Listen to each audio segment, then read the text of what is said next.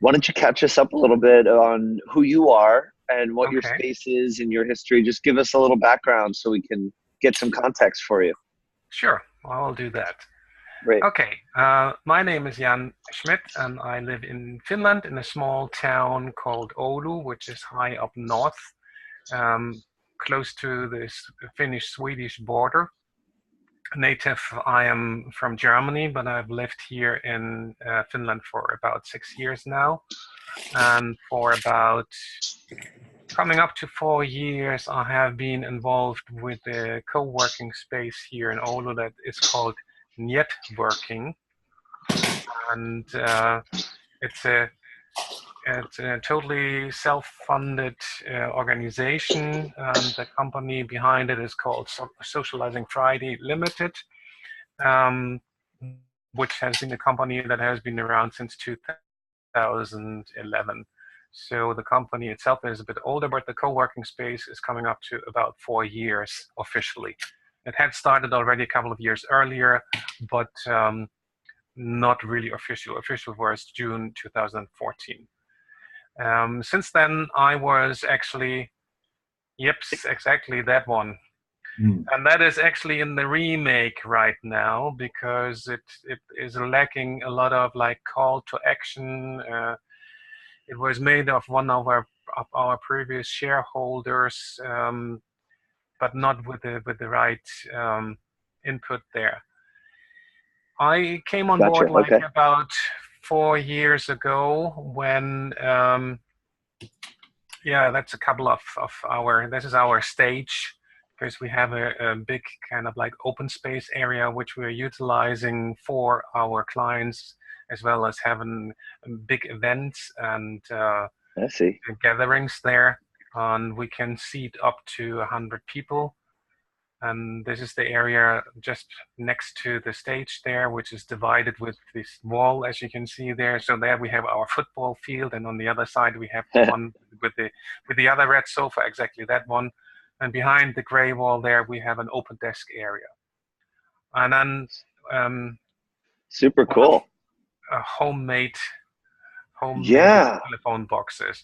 You know, Oh I, my I goodness. use I use what I have at hand. I reuse a lot of things because we are bootstrapping. We don't have any kind of funding from anywhere. Um, I started my actual role about 2.5 years ago after I had been a member there myself and helped promote this place and helped to create events and the likes. And a year later, the owners of the company, Socializing Friday, came and approached me and said, like, hey, do you want to become a shareholder at this place? Do you want to do this in this role? Well, and now I'm the one who has the most shares there and the CEO. This is how it can happen. But, Congratulations on that. That's really well, amazing. it's a lot of work, and I can tell you, but I'm passionate about it. The thing is that the co-working space that we have and the idea and the concept behind it is good. However, no one was actually really in charge of creating processes, looking into who's the community, how to get the community involved and engaged, um, kind of like finding out what value add we could add to the community. Last year we had one of our worst years ever. We lost so many customers throughout the year before, and last year was close so that we were going to close. But we kind of like I pulled through somehow just because I'm stubborn. No, not stubborn. I'm just persistent. So what did I do in these 2.5 years? Well, I actually streamlined a lot of things that we were having there, meaning having a look at the website. And this is now, as I said, like going into into the remake now. And I'm the person who is doing the main work here for networking, and it means like I'm the CEO, I'm the postman, I'm the community event manager, I'm the person who is kind of like building things, I'm the person who is doing strategic relationships with the players in town, working with the universities here, working with the city, just to keep us going. from day one when we took over our place, we haven't been able to make a profit. We have always run minor minuses over the years, but we are still having a good cash flow that we actually can go out and do things. And this is what I'm building on. At the moment, I have a good team together in terms of people who are helping me, but we are not able to hire people and get them a salary. I would love to do that, kind of like offload. Yeah, that is where we are, quite north in Finland there. Our town is a little town of around about 200,000 inhabitants. We don't have any obvious competitors here. We had a couple of places who tried to kind of like steal the butter from our bread, but they didn't succeed. And because I'm persistent there. What my challenge is really to keep it going, and I need to leverage a lot of my time. I need to leverage that. I need to learn WordPress. I need to learn marketing. I have learned so much in these 2.5 years now. So any kind of insight or tips is always welcome. And just by reading your book, Tony, this has helped me a lot. And I've applied a couple of things. I was printing out the Lord of the Rings, like you don't leave a coffee pot empty, and these kind of small things and minor things. But this is what makes our place so lively. And Gotcha. Yeah, it's tough going sometimes. At the moment, it's good. This year has been starting with a lot of positive energy and a lot of new requests of people coming and having a look. It frequently happens that I do a big tour, kind of like the grand tour, kind of like take visitors around. I have a lot of visitors from students, from pupils from like secondary and primary schools. I have a lot of visitors from the companies that are there in our office. So yeah, there's a lot going there, and the vibe of the community has been growing a lot. But I need to grow. Gotcha. Okay, I need to grow. I need to grow more in terms of turnover, and I need to grow more in terms of showcasing what we actually can do. Gotcha.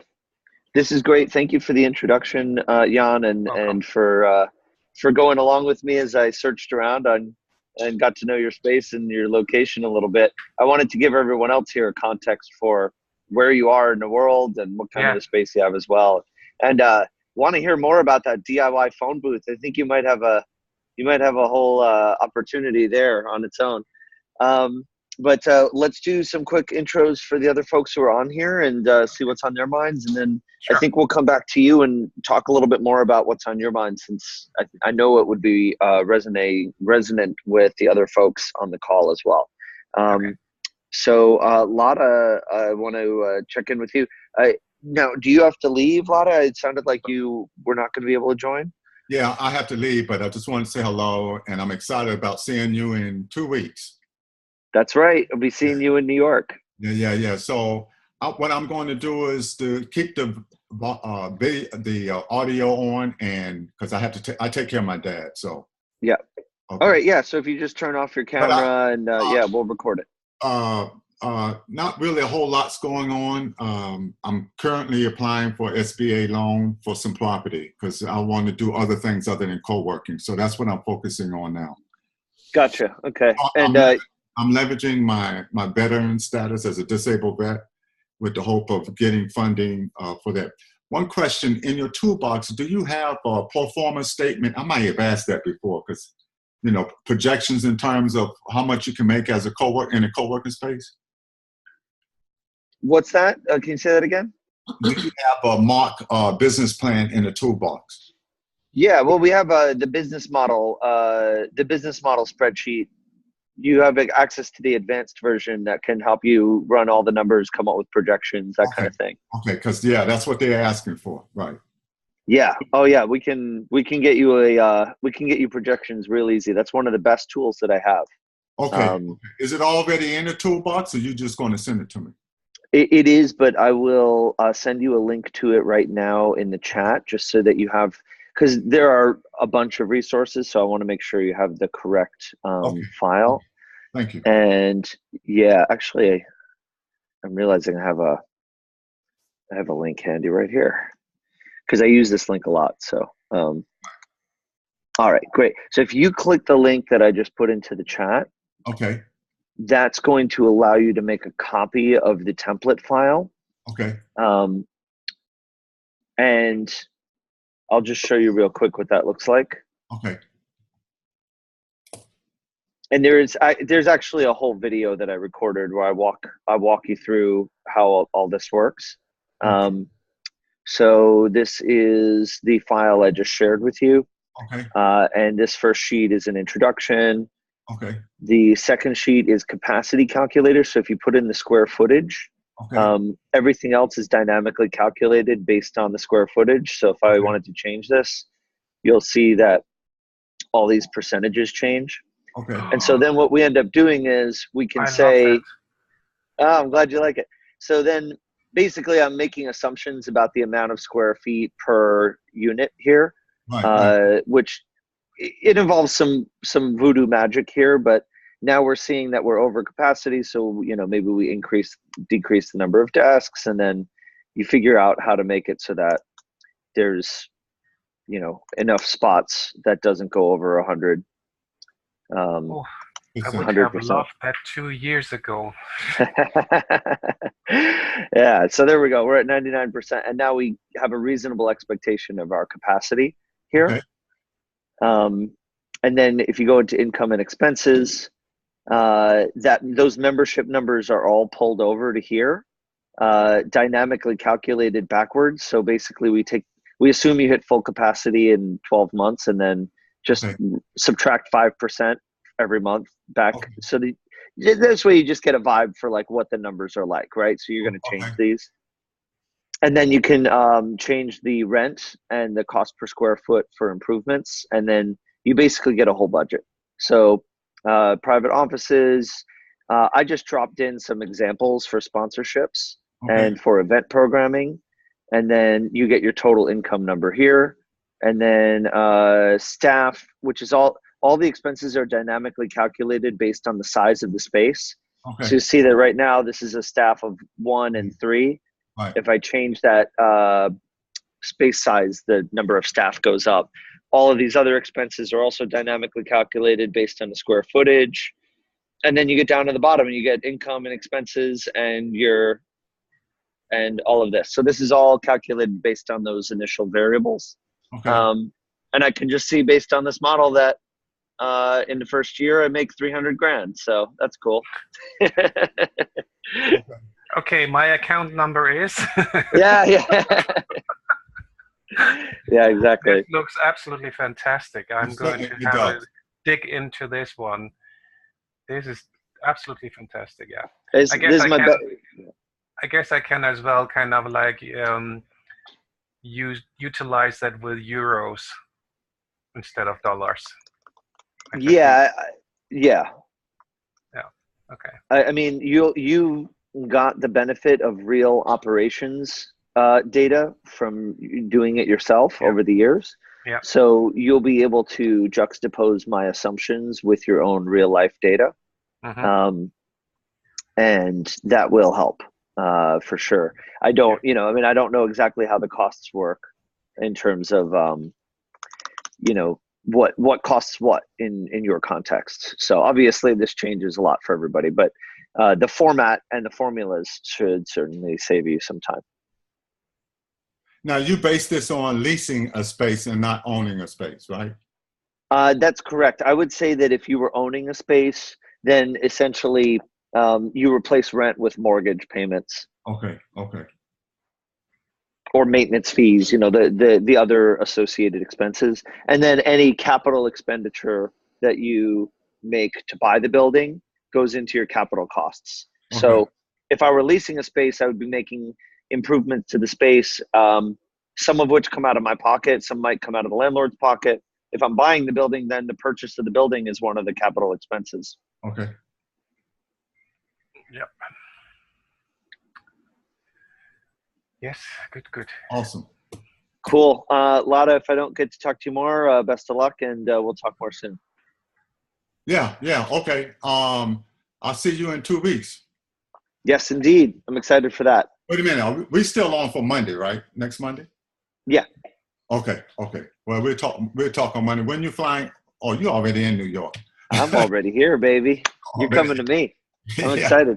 Yeah. But we might do something Saturday night, the night before the conference starts. So if you're in town, then we might try to gather some people then. Okay. Are you speaking? Oh yeah, I'm speaking every day. Yeah. Huh? Oh, good. I'll be co-leading a workshop at Camp Juicy. I will be co-leading the unconference day, and I will be presenting some awards as well. Okay. Well, so I'm going to be busy. If you need me to vouch for you before the camp group and try to get other people to join, I will. Okay, that sounds good. Okay. Thank you. Yeah, you got it.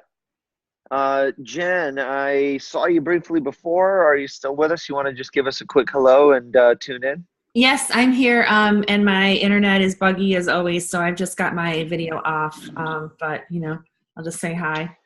Hi. Oh, hey. Greetings from snowy Chicago. Hey, we have snow here in Finland as well. Yeah, well, yeah. All right, I already have to turn this off. It's getting slow. Sorry about that. Okay, so I finally have a lease. I haven't signed it yet because the lawyers are looking at it, etc. This landlord is really great. He's a great guy. People have nothing but nice things to say about him, but he is slow. I mean, I found this place 6 months ago. So it's like a herd of turtles going through molasses uphill in January, just like all the metaphors for slowness. Yeah, so I haven't even gotten the work letter from him yet because he's doing the construction build out and rolling that into the rent, which is really awesome. So that's happening. And like I said in the email, the thing that I'm kind of thinking about right now, and I apologize if I've brought this up before. I've mentioned it to several people, so I can't remember who I said it to and who I didn't. But what I'm thinking about right now is pricing structure in terms of daily rates versus memberships. So is it better to raise my daily rate and slightly lower my entry-level membership in an attempt to get people to, sign on as members? So that's on my mind. And also, inexplicably, I've been waking up at night and thinking about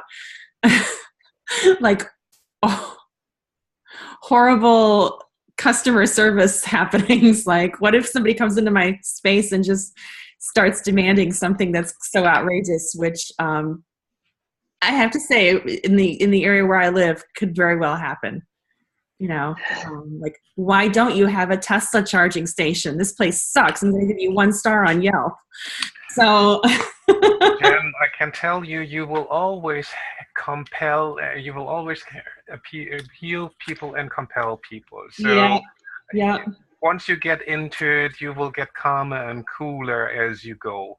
The first times I had customer complaints and this place sucks, and kind of I took it really too hard. Don't do that. Yeah. There will be people who love you to bits, and there will be people who say can't stand her, or don't like the place. That's how it is. I know. I've had other ventures before, and we've had to deal with that too. And I think it was Iris Kavanaugh who said, maybe it was Kat Johnson, I can't remember. One of those two powerhouse ladies in co-working said on another discussion, somebody else was having the same problem. They mentioned Hug Your Haters, which is a book. that I'm going to check out, but it's just all about, how to handle those public complaints. So that gave me a little, boost. But yeah, so the membership pricing thing is I guess on my mind right now. Gotcha. Great. We can definitely get into the details around that. And Jana, Jan, that might be of value to you as well. So that sounds like a great topic. And, actually, maybe we can talk about that first, and then we can get into any of the more specifics that comes up for you, Jan, as we get into that conversation. So great. This is all really great material for our conversation. So, and Jen, I did see that you had sent an email with some of the specifics of the different models. So I think in addition to the things that we discussed, that you just brought up, that there's also some specifics about that, the actual model itself, and how we can play with that a little bit. So, yeah, so I will just tell you from my own perspective that what I've seen happen. Sorry, let me just try to pull up your email so I've got it in front of me.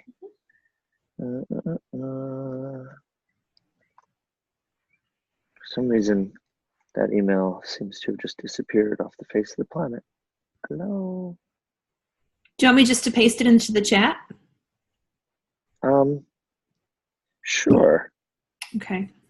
I'm also a little concerned about the fact that I can't find the email, but It was an email, not Facebook. So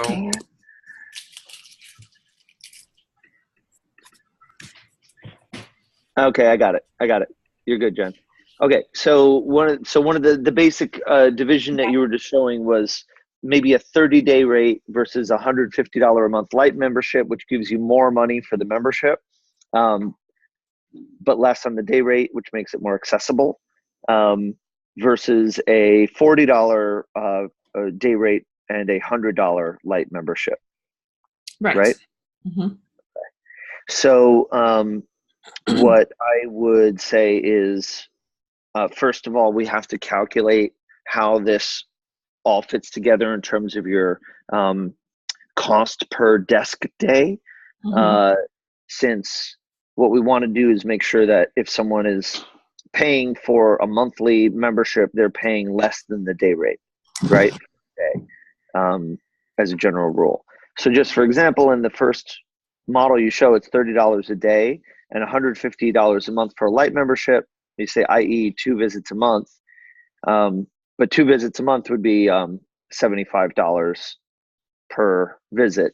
I'm not counting the value of the perks, so I don't know exactly what your, how you would position those perks. But I was thinking, generally the light membership at that $100, $150 level, you're looking at like 1 or 2 visits a week. So we can start to kind of play with the numbers here. I don't know if I have the desk unit thing in a spreadsheet that I can share. We did this a bit with you, right? When last we kind of worked one-on-one. Yeah.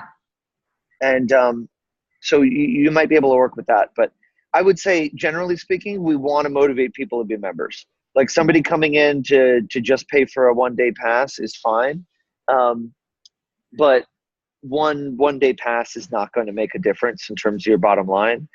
Getting a monthly subscriber, the value of somebody signing up to be a member and paying you on a monthly basis, if you keep a member on average for 6 months, let's say, and hopefully it's better than that, then that's 6 months, $100, $600, right?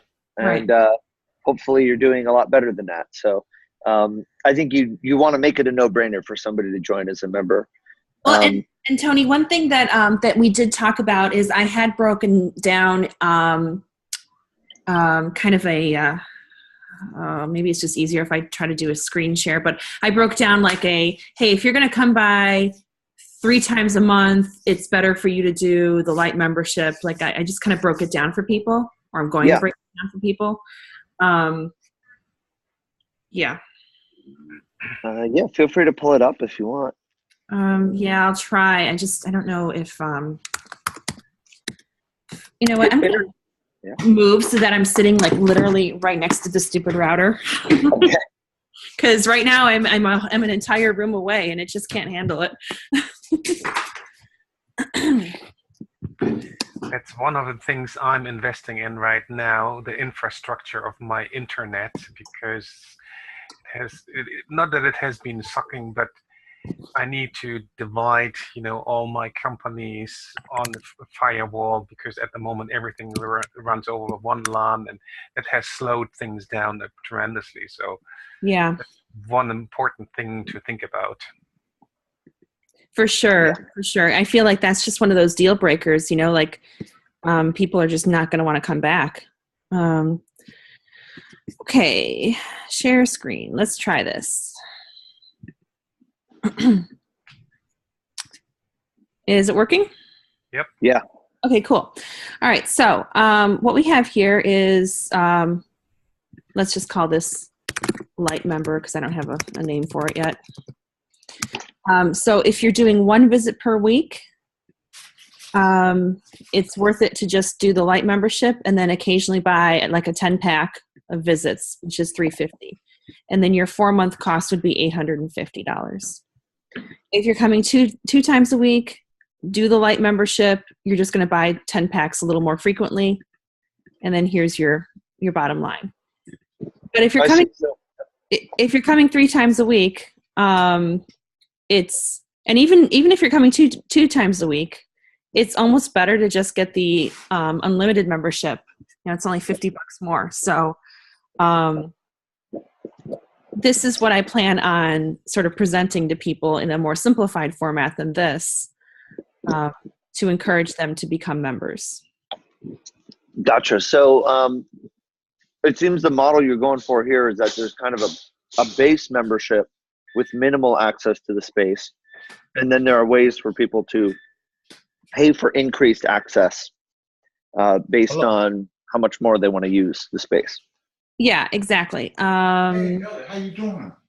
Yeah, like here are the different perks that you have, and when you're a light member, you get discounts on childcare, on the various services, on space, etc. Mm-hmm. So, the savings are substantial for someone to become a member as opposed to a guest, even though this is, someone might initially look at this and be like, oh, well, I can just pay for 2 $40 passes and that'll be $80 versus $100. Well, yeah, but then there's also this other stuff. This looks great. Oh, I'm on the right call here today. Jan, that looks absolutely marvelous. It's like thank you. Things I've been kind of like juggling in my mind about for ages, like, how to present that, the perks and not perks. And thanks for sharing. Yeah, certainly. Happy to. So Jen, I think I love how you thought this through. I'd love to see that other sheet again for a second, just because the way that it shows all the benefits is super great. I would just say, maybe you have to kind of go through and look at it again, but man, if you just throw in a third day for the light membership, then the cost effectiveness is there, and it makes it a lot easier to say yes, I feel like. Okay. You think so? Yeah, because then you're saving money on day passes, and you're getting all these other benefits.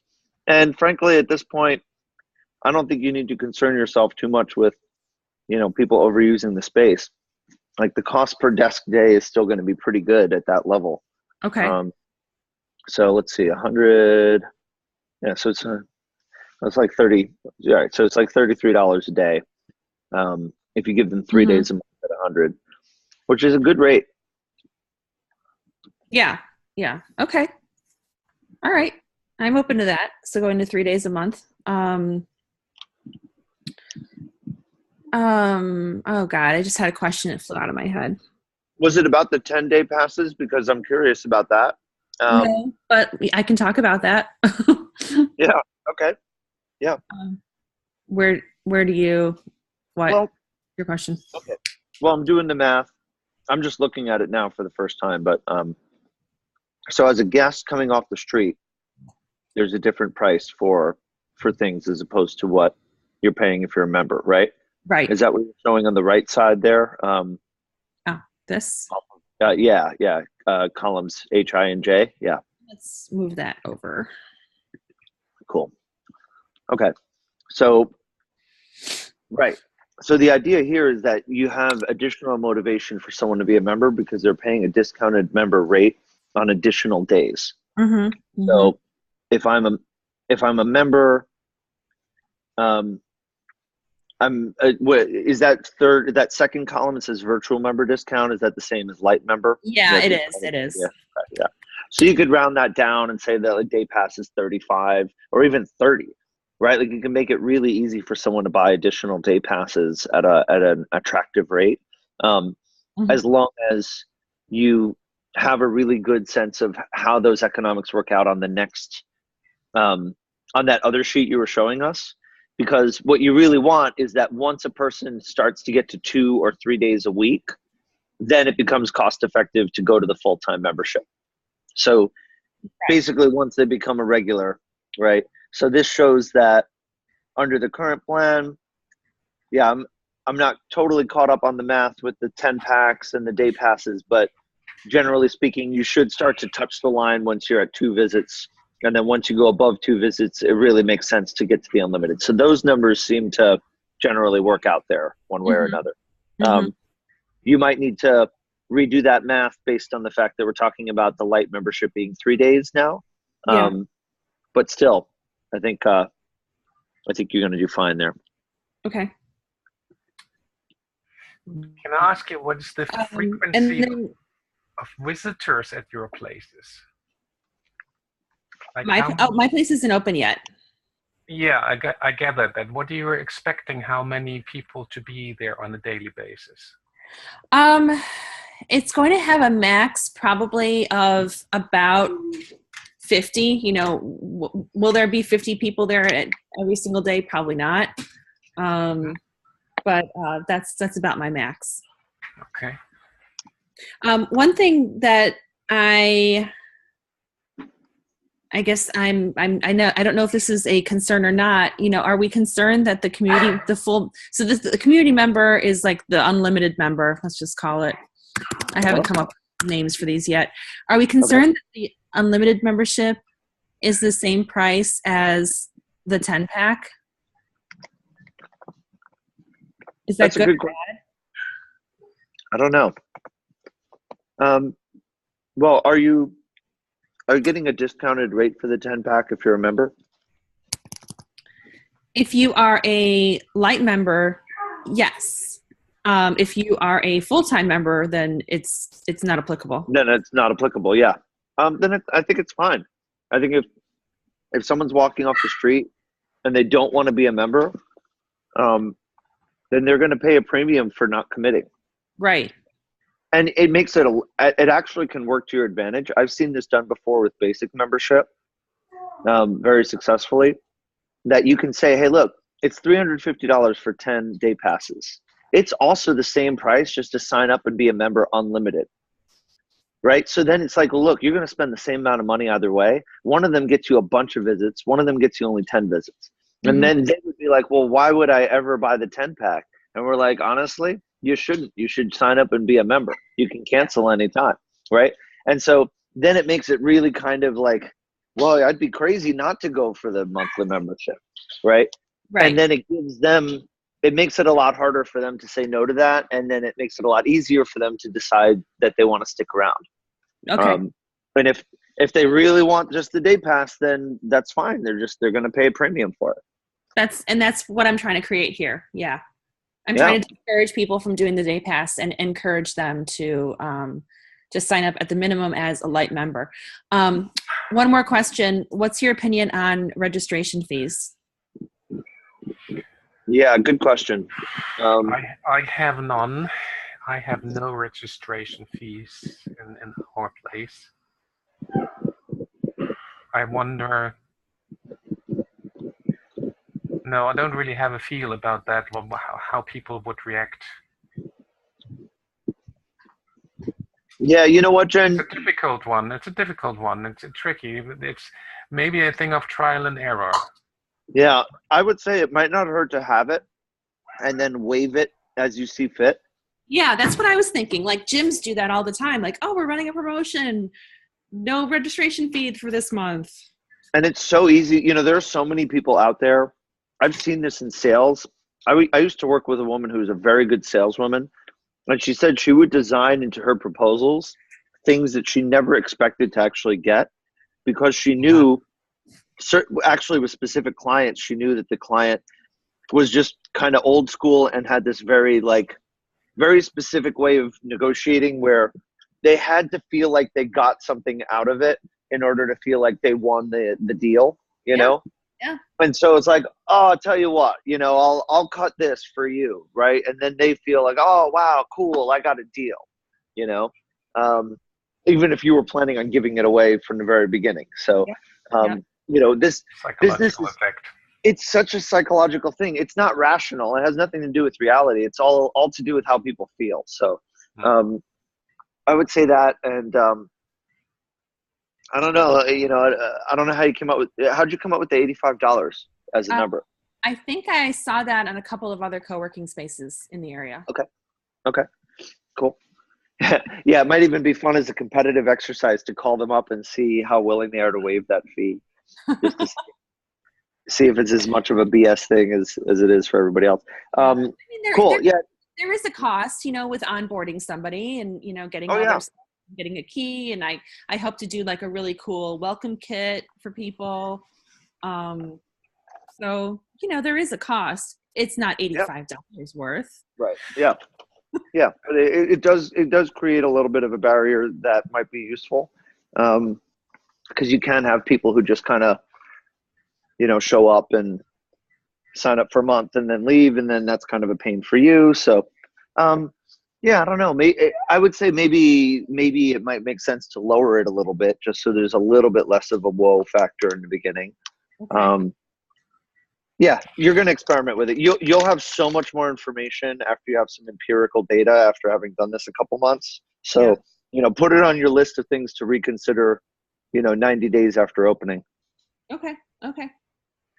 On that note, the question goes not in the regards to registration fee, but deposits for kind of like offices, for private offices. Do you take deposits? That's an it's a good question. This is what we do. That as soon as there are companies or people who are signing up for a private office, I will ask them for a 1 month deposit fee, which will be put on a specific account for kind of like covering costs in case they are damaging the place or they are not able to pay their rent and stuff like that. Yeah, I would say it wouldn't hurt if you can do it to have a deposit. It may not work for the smaller offices if you're doing a 1 or a 2 person office, that kind of a thing. Well, I do the same there. Same there. Yeah. Yeah. So I don't think there's anything wrong with it. You know, you certainly would insure yourself against some issues that could be costly for you. You know, the issues with offices is that they do generate profits, but they also are risky, especially on the larger side, where if somebody doesn't pay their rent or if they leave abruptly, you could end up losing thousands of dollars that you weren't expecting to lose, and then suddenly you have to scramble to replace it. So, in there. Yeah, know about that. Yeah, I'm sure that you do. So, yeah, we definitely want to avoid the pain of that if possible. But I've gained a lot of knowledge about that, and as well gained a lot of nicer looking furniture and stuff. You know, you come up with deals when people are leaving because they're going down and out, and so fire sales can really work in your favor. I recommend this to everybody. Everybody at any stage of a space is having a Craigslist or whatever your equivalent of Craigslist is in your region, having a alert set up for office fire sale.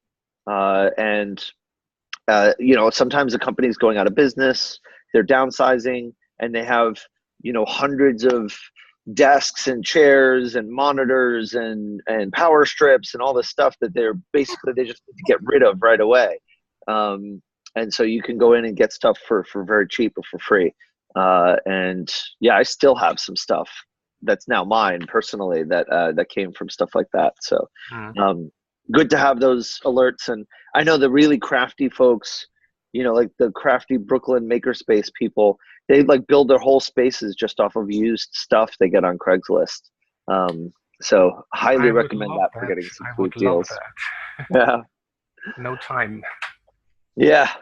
Well, one thing at a time. Yep. So I did notice, I'm going to unmute you, but I did notice we had Nanette join the call. Nanette, are you with us? Hi there, how are you? A little late, but better late than never, I hope.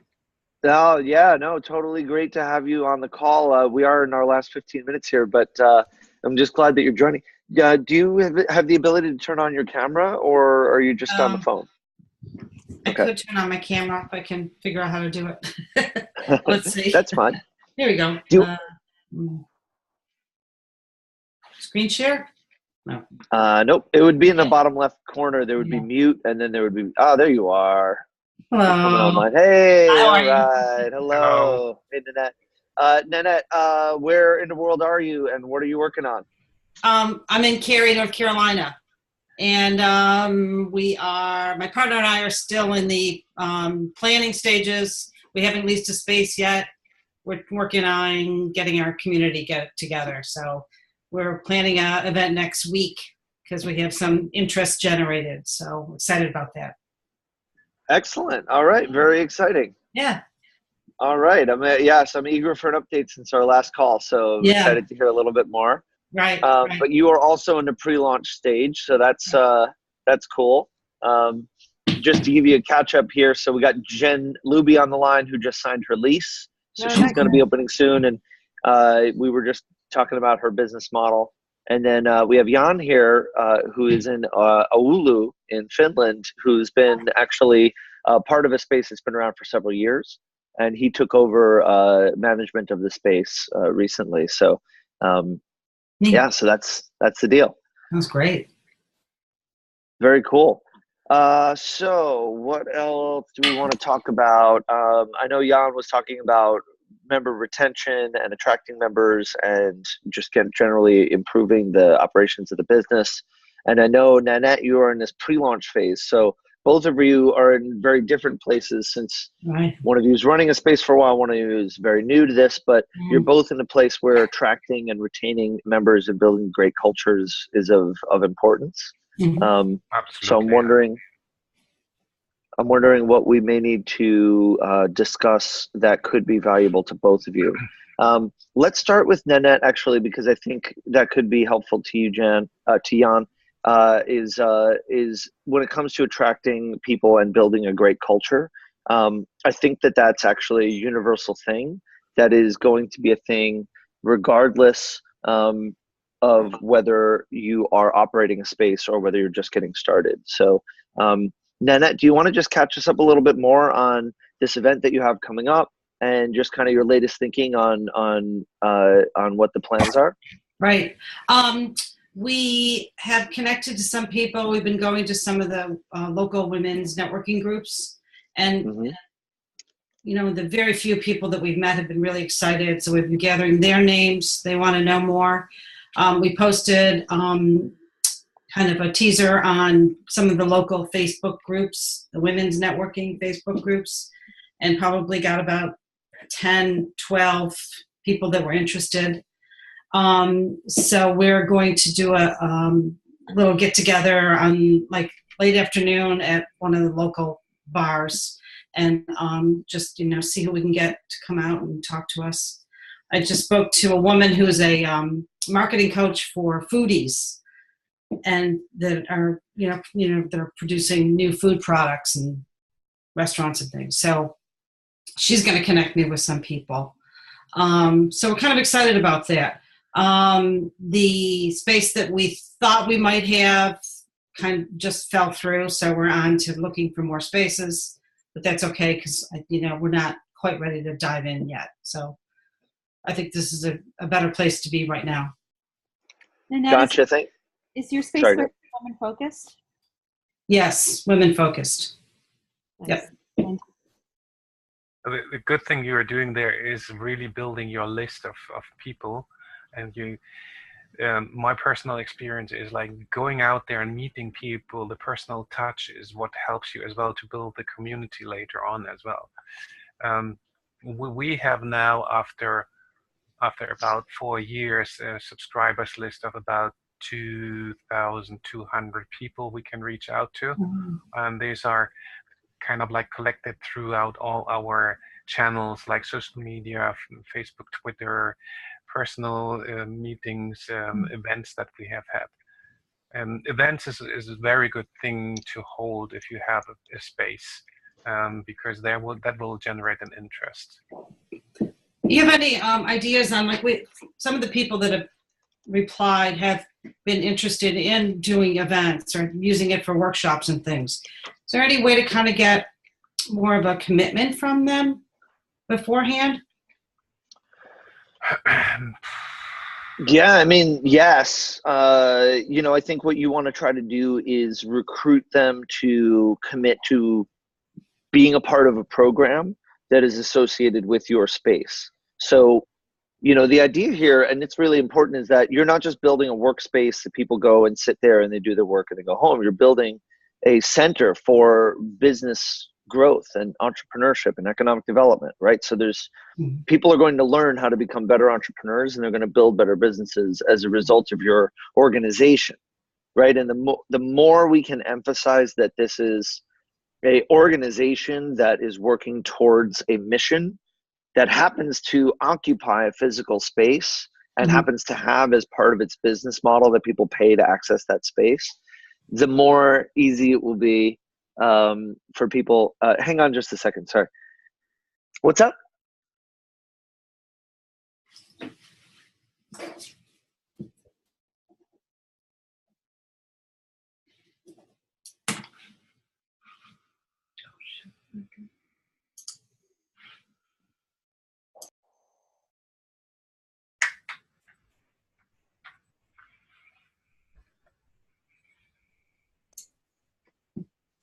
Sorry, I'm staying at a friend's place and needing to deal with some logistical things for him.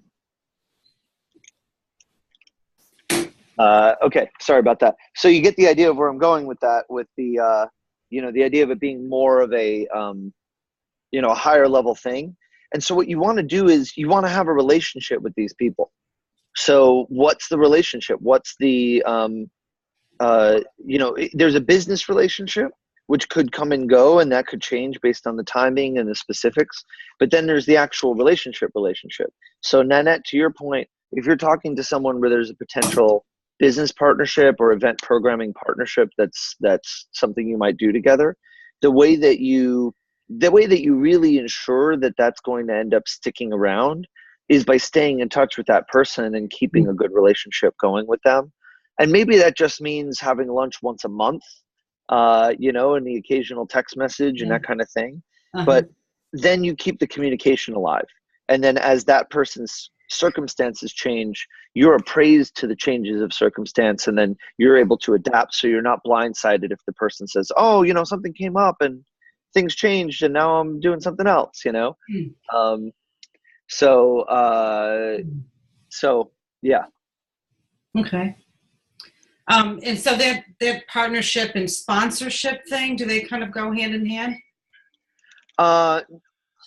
Maybe. It depends on who you're talking to specifically. So in my experience, the people that I've dealt with who are organizing programs are not the sponsors themselves. There's like the guy who runs the WordPress meetup, and then there's the company that sponsors the WordPress meetup. So right. I found those to be different audiences, but I could totally see a situation where there is a company that is also wanting to do programming to support something that the company is doing, at which point, yeah, that's totally possible as well. So yeah, I'd say it's more about keeping the personal relationship, but then also potentially publicizing that, you know, you are doing a program together. And this becomes a lot more specific once you know, if we talk about a particular prospective partner of yours. So if you want to get into more of the specifics of that, we can try to do that. Okay. Is sponsorship something that we should be kind of keeping our eye out for now? Does that only happen after you're established? I would say that that can as well happen before you are established. Yeah, the best time to do it is when you've signed a lease on a space, but you're not yet open, so that the sponsor knows exactly what they're getting into, what the opportunity is, the address, the photos, all that stuff. But you need the money to get the doors open. So that's when you most need the cash and when sponsorship is most valuable. It's a lot harder to get these deals done once the doors are open because, and this is important for everyone to know, is like the space becomes less exciting to sponsors, to the city, to all these things, the moment the doors are open, because then it's not new anymore, right? And so the space itself, right? We had this issue in New York where the EDC was giving away $250,000 checks to people who were building spaces who already had the political connections and all that stuff. And we went to them and said, hey, we're doing this too. What, like, you know, give us some money. And they said, well, you're open already. We want to be able to put out the press release saying that the city sponsored a new space that's opening, a new, you know, that it's expanding more. Thank you. That's an eye opener. Yeah. So I said, well, why should we give you money? You're already open for business. So yeah. So an expansion helps. You know, those kinds of things. But they need to be able to sponsor something that's new. Even if you take something you're already doing and you repackage it as a new program, that can help. But yeah, going to the municipality, you should see if they will give you some financing as well, even a loan, a low interest loan. But before you open is the critical time, but after you've signed the lease, because until you've signed the lease, they don't know if you're just a dreamer. So once you sign the lease, they know you're for real, and the pressure is on to make this project a reality. And what kind of, I'm sure the variance is huge, like, because depending on your space, but what do you ask for? Like, what is there a percentage? Is it like, what's typical? I mean, yeah, what am I looking for? 1,000 or 100,000? Yeah, the numbers are all over the map. I can tell you just some stuff from my own experience and, you know, some of the stuff that I've developed. So we do have a template that I'm going to pull up right now just to show you real quick, which again, it's just a starting point for conversation. But I did create basically this planner that gives you a way of seeing just some basic, like, what you could offer at different levels for different amounts, right? Okay. And so let me just get this resized. Yeah, you're worth your money, my dear. It's like the more I see here, the better. I kind of like, yep, I need to get into these things. Yes. Thank you. Thank you. Yeah, so the idea here is just the more that you put in, the more stuff you get. And so, you know, highly valuable or scarce things will cost more money, and things that are really easy cost less money, right? What you want to do is you want to make it really about the person. So you're making this specific to the sponsor. And when you talk to someone, let's say you have a contact at a local company, a local bank, a big company that's in the area, whatever it is. And you know somebody there who's in a position to make a decision, or you get to that point, you really want them to tell you something about what they want to see, and ideally what they're willing to pay. And if you're lucky, you will find someone who will be very upfront with you, and they'll say, hey, look, if you come to me with a proposal that's, you know, $5,000 or less, I can approve that right away without anyone else's approval. I can sign off on that. If it's more than that, then I need to go to my higher ups, and we need to get into budget allocation. And it's going to be something that's more for like next year's budget or something like that. where you say, okay, well, that's going to potentially get you more money, but it might never happen, or it might take 6 months for it to happen or whatever. So then you know exactly, hey, I'm going to give this person a proposal for $5,000 because that's something I could get done right away. So if you get a sense of where their budget stuff is, then it's much easier to give them something they can just say yes to. What I hate having to do is to just guess. Because, you know, somebody says, oh, just give me a proposal and we'll see. I was like, well, I can give you a proposal for $1,000, for $10,000, or $100,000. Right. You know, give me a clue here. So a lot of times if they won't really budge on the budget, what I'll start with is an email where I'll start with just one paragraph of like, here's the kind of thing I could do for 1,000. Here's the kind of thing I could do for 10,000. Here's the kind of thing I do for 50,000, right? And then that way it's like, which one of these do you want a proposal for? You know, and then that way they don't have to tell you their budget. Maybe they don't think they're supposed to or whatever, but they can at least tell you which one would not be a waste of both of your times to actually put some time into. And then once they kind of respond to that paragraph, then you can take one of the columns on this spreadsheet, turn that into a package and, you know, and show that to them. But I wouldn't spend a lot of time fleshing out these packages until you have a specific person and some idea of like what their wants and needs are. And then what you'll end up finding is that when you get into that conversation with the sponsor, with that person who's a potential sponsor, they have something they want, right? And maybe it's just, I'm a local bank and we need more banking customers. Okay, fine. That's like a very straightforward, like visibility marketing thing we can play with. If it's like, I'm a local tech company, or maybe I'm a big tech company that has a local branch here, we want to hire tech talent. So we want to have like a good relation with the developer community. We know that it's not just a matter of like straight up hiring developers, but it's a matter of having relationships with the overall developer community in our city, so that when developers do want to get a job, that they know that we're here.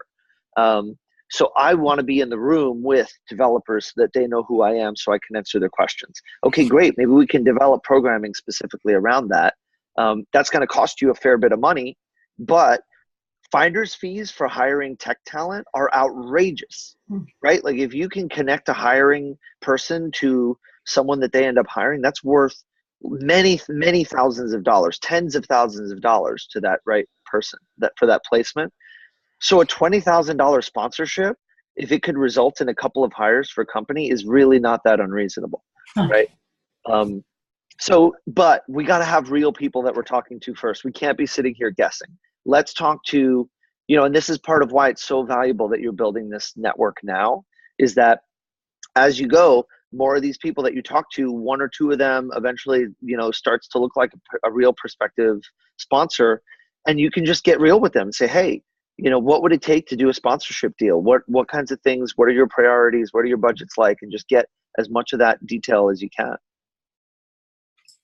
That's great. This will be good for a conversation when we get together with these people. Totally. And I love that you're doing it, Nanette. You're doing the right things, making these relationships, talking to these people. Like, trust me, this can be a scary and complicated thing, but meeting people face to face and building relationships is not scary, and it makes everything easier. So keep up the great work on that. I'm excited for you. Great. Cool. All right. Well, that's the hour, guys. It's been a pleasure. I'm glad, Nanette and Jan, that you were able to join for our call this time. I hope we're able to see you again real soon. And please keep us posted on your progress. You have the discussion groups available to you to support you. There's a lot more of us in the group who don't join these calls, who are reading the emails, and they are available. Great. Cool. Thank you. See you next week. Thanks, Awesome. Go ahead. Bye-bye. All right, Bye. guys. Keep being awesome. Take care. And congrats, Jen. Oh, no, I haven't signed the lease yet, but thank you. Almost congrats. Thank you. If you get any big Bye-bye. questions on the lease that come up, shoot a message to the group. We can help you out. Okay, will do. Thanks so much. All right. Bye, guys. Bye. Bye.